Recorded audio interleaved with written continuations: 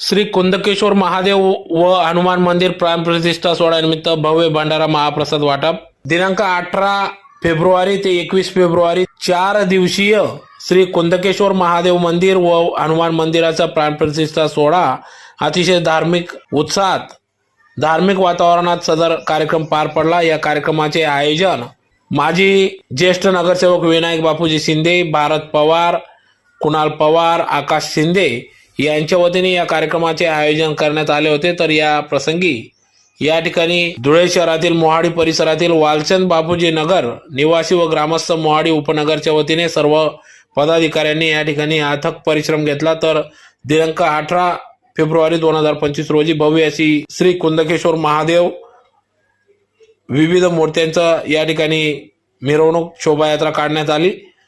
19 ते 21 फेब्रुवारी पर्यंत मूर्तीपूजन होम हवन कार्यक्रम पार पडला। तर 20 फेब्रुवारी 2025 रोजी अबप रामेश्वर महाराज भोजने आडंदी यांचे कीर्तन या ठिकाणी पार पडले। तर आज दिनांक 21 फेब्रुवारी 2025 रोजी मूर्त्यांची स्थापना, ध्वजारोहण अबप श्री विश्वनाथ महाराज कोल्डे दिंडोरी यांचे काल्याचे कीर्तन या ठिकाणी पार पडले। त्याचबरोबर कोनशिला अनावरण कार्यक्रम देखील पार पडला।